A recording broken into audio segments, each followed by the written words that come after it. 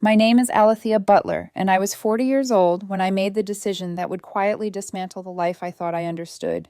At the time, I had been married for 7 years to Arthur Butler, a man I once believed was my safest place. We had a 5-year-old son, a home filled with routine laughter, and what looked on the surface like a stable, enviable life. People would have called us settled. Some would have said lucky.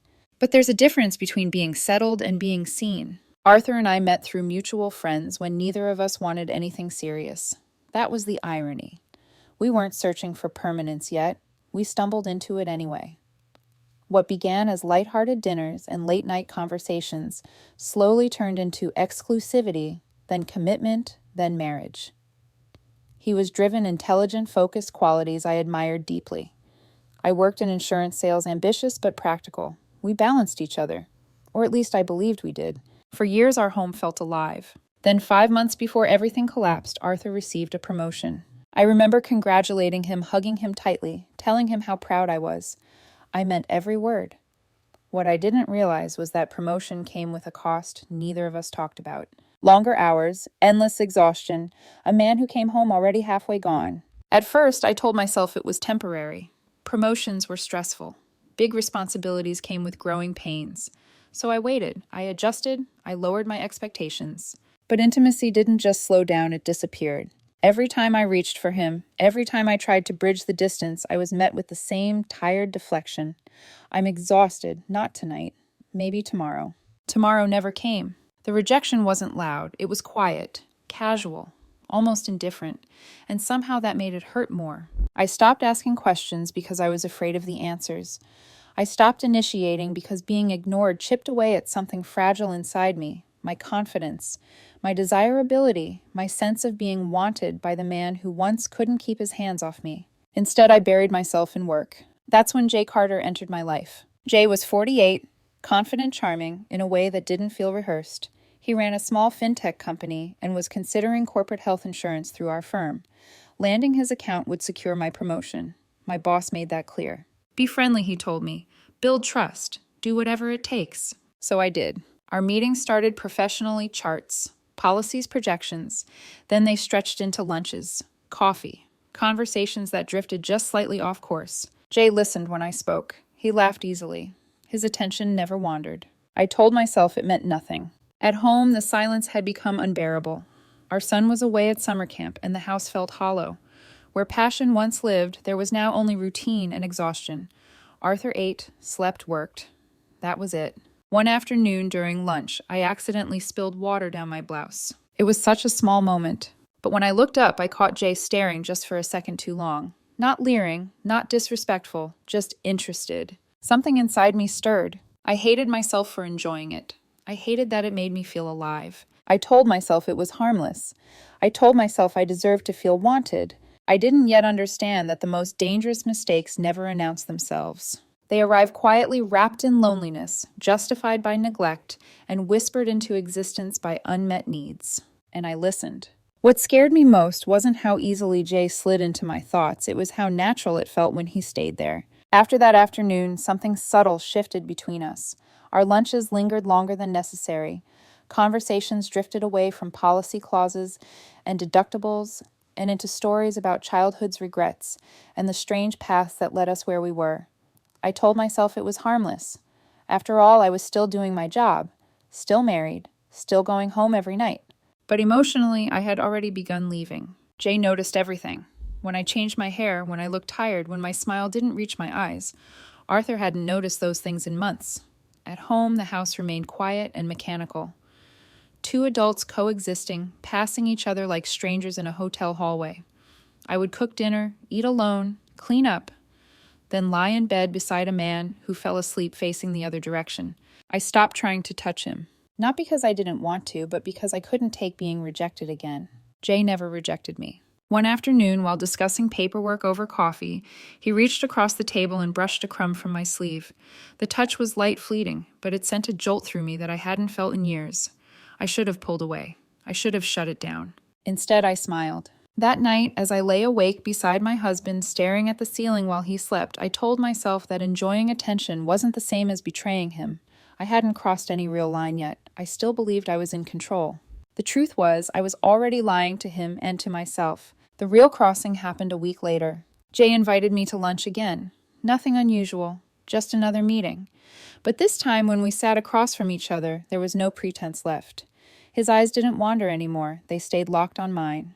The air between us felt heavier, charged with something neither of us named out loud. At one point, without fully realizing what I was doing, I slid my foot forward and brushed it against his leg. I froze. He didn't pull away. Instead, his breath caught. Slightly, his eyes darkening in a way that made my pulse race. In that moment, everything I had been denying rushed to the surface, my frustration, my loneliness, the constant ache of being unwanted at home. I didn't stop myself. That night, I followed him to his place. I remember every detail with painful clarity. The sound of the door closing behind us, the way my hands trembled as I told myself I could still walk away. I didn't. The guilt was there, yes, but it was drowned out by something stronger, the desperate need to feel chosen. Afterward, while Jay slept beside me, reality crashed in. I left in the middle of the night. Sitting in my car, I noticed 2 missed calls from Arthur. My heart pounded as I drove home, praying he was asleep. When I slipped into the house and found him exactly where I'd left him, I felt both relieved and disgusted with myself. The next morning, he casually asked where I'd been. I lied. The lie came too easily. He didn't question it. He didn't look hurt. He just went back to his breakfast detached as ever. That indifference hurt more than suspicion would have. I promised myself it would never happen again. I told myself it was a mistake, an impulsive lapse fueled by neglect and loneliness. The contract with Jay was almost finalized anyway. Soon I wouldn't even have to see him. That was the story I clung to. But even as I made that promise, a part of me already knew the truth. I wasn't done. I tried to be disciplined. For a full week after that night, I avoided Jay entirely. I buried myself in spreadsheets, client calls, and paperwork. I stayed late at the office not because I had to, but because going home felt unbearable. The silence there pressed against my chest, reminding me of everything I didn't want to face. Arthur didn't notice the change. If anything, he seemed even more distant. He left early, came home late, and spoke in brief, distracted sentences that felt more like status updates than conversations. I told myself I was doing the right thing by stepping back from Jay, by trying to restore some semblance of order in my life. But discipline fueled longing. By Friday evening, when I walked out of my office building and saw Jay waiting near the parking lot, my resolve shattered instantly. He smiled the moment our eyes met. Not the polite professional smile I was used to, but something softer, familiar. "I missed you," he said, stepping closer. My first instinct was to tell him we couldn't do this again, that it was a mistake, that I had a family. And I did say those words. I remember how his face fell when I spoke them, how genuine the hurt in his expression looked. "It wasn't a mistake," he said quietly. "You felt it too." That should have been my cue to walk away. Instead, I kissed him. What followed was reckless and intimate in a way I'd never experienced before. Stolen moments in his car, whispered laughter, mixed with urgency, the thrill of doing something forbidden. The danger made everything sharper. I felt alive in a way I hadn't in years. That night when I returned home, Arthur didn't even look up from his laptop. He went to bed without touching me, without asking how my day had been. That was the moment I made my choice. I started seeing Jay regularly. We were careful, or at least we thought we were. Public lunches disguised as business meetings, quick encounters when schedules aligned. Lies became second nature. I didn't even have to work hard at them. Arthur never pressed for details. If I came home late, a vague explanation sufficed. That hurt more than it should have. His lack of suspicion wasn't rooted in trust. It was indifference. Jay knew about my marriage. He knew about my son. He didn't flinch. He told me we could take things day by day, that there was no pressure, no expectations. That assurance wrapped around me like a safety net I hadn't realized I needed. When my son returned from summer camp, reality forced me to adjust. My time became divided more carefully. I made sure to be present for him to maintain the image of a devoted mother. Jay adapted easily, reshaping our stolen moments around my schedule without complaint. At home, Arthur remained a constant absence. I thought about leaving him. The idea surfaced more than once, usually late at night, when the house was quiet and my guilt was loud. But every time I imagined a future without my son under the same roof, the thought dissolved. I stayed for my child. Somewhere along the way, love for my husband faded into obligation. I told myself it was mutual, that we were both just fulfilling roles now. And for a while, everything seemed manageable. That was my mistake. Because while I believed I was balancing two lives, I didn't realize someone else had already begun watching the cracks form. The day my phone shattered was the day my illusion finally broke. I didn't realize it at the time, of course. I was too distracted, too comfortable in the false sense of control I'd built around my double life. When my phone slipped from my hand and tumbled down the staircase, the cracked screen felt like nothing more than a minor inconvenience. I told myself I'd deal with it later. Jay was waiting. It was a Friday, and he suggested we go back to his place just for a little while. I told myself it was harmless. I told myself I deserved the escape. By the time I checked the time again, it was already late afternoon. I went home around 6, the same time I always did. The house felt wrong the moment I stepped inside. Our son wasn't there. Only Beth the nanny stood in the kitchen, her face tense. The moment she saw me, she explained everything in a rush. Our son had developed a high fever at school and had been taken to the hospital. The school had called me repeatedly. When they couldn't reach me, they called Arthur. My chest tightened. I rushed to the hospital, guilt clawing at my throat.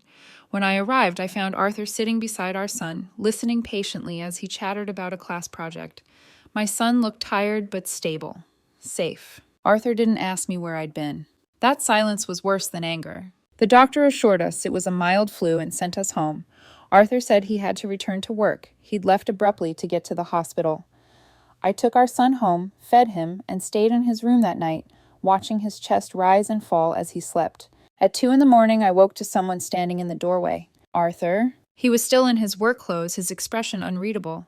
He asked when I'd gotten home. I told him about my broken phone, showing him the cracked screen resting on the shelf. Then he said something that made my stomach drop. I know you weren't at the office. He'd called my workplace. They'd told him I'd left for lunch and never returned. I scrambled for another lie, something about a meeting that ran late. He didn't react, just watched me in a way that made my skin prickle. I couldn't tell if he believed me. The next morning, I stayed home with our son. When I left briefly to replace my phone, the first person I contacted afterward was Jay. He listened, comforted me, told me everything would be fine. Arthur said nothing. Days passed. Our son recovered. Life resumed its fragile rhythm. I convinced myself the danger had passed. Then one Friday evening, I came home to find Arthur already there, sitting in the living room. He stopped me before I could reach the stairs. He asked where I'd gone during lunch. My heart raced.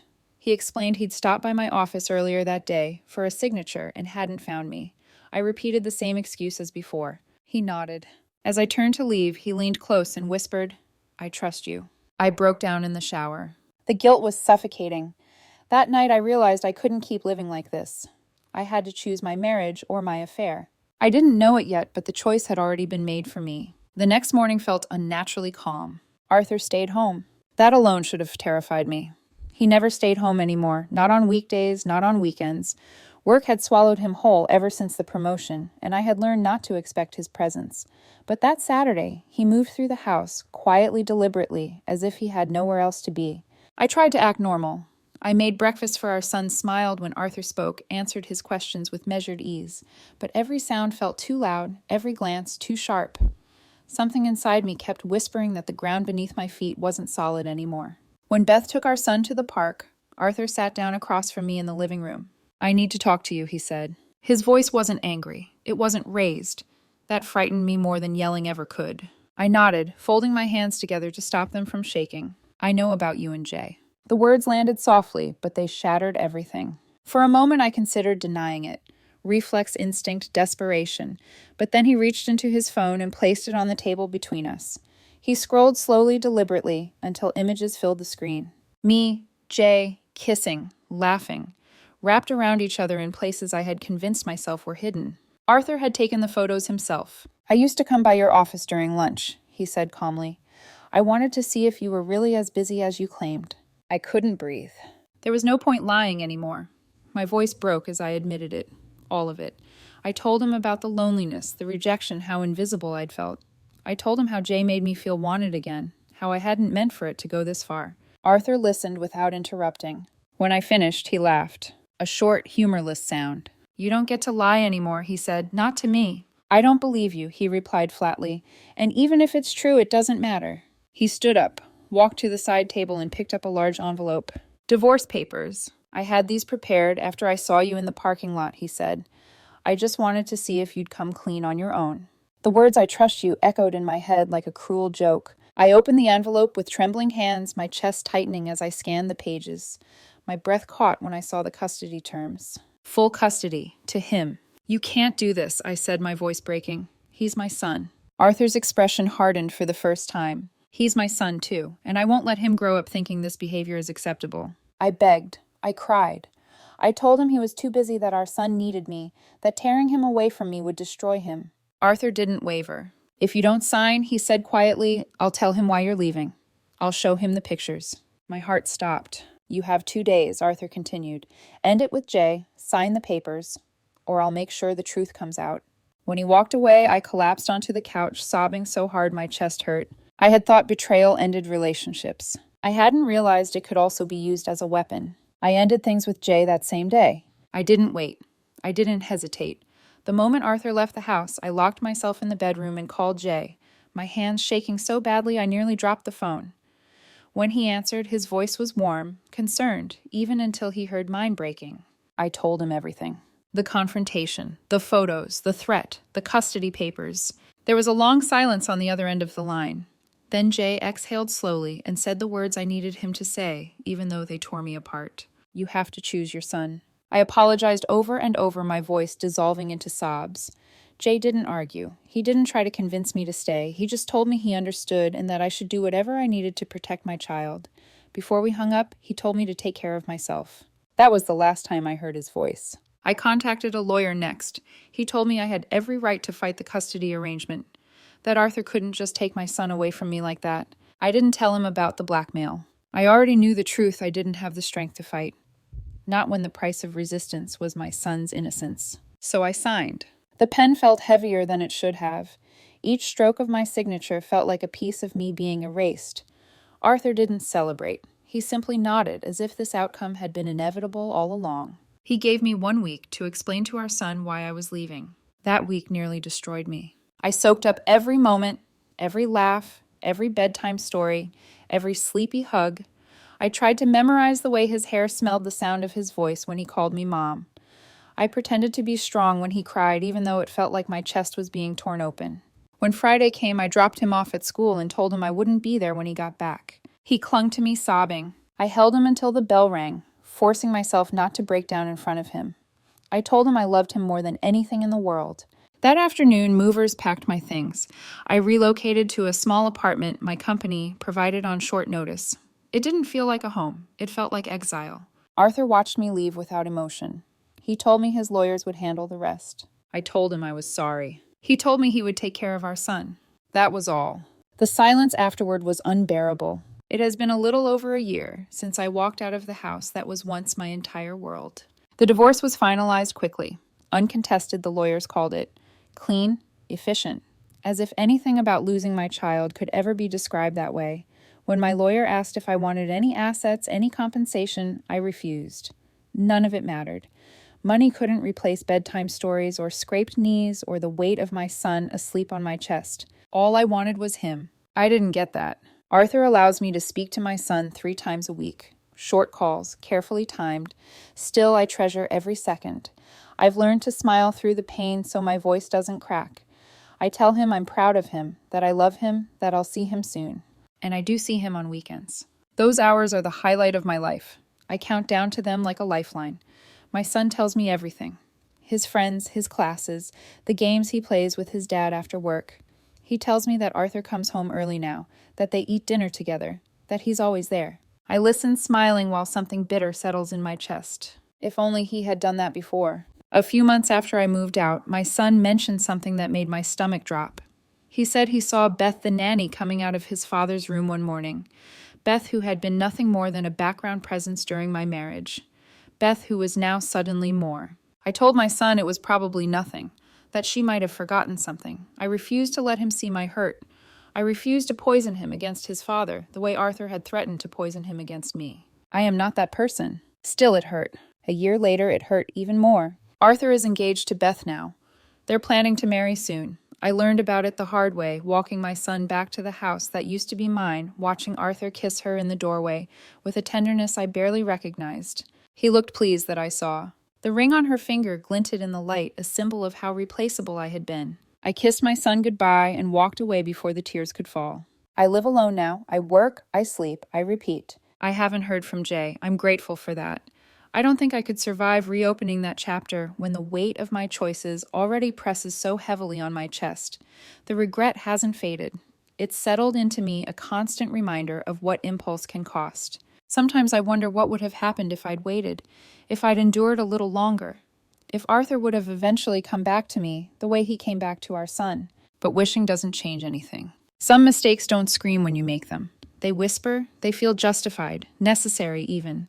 And by the time you realize what they've taken from you, it's already too late.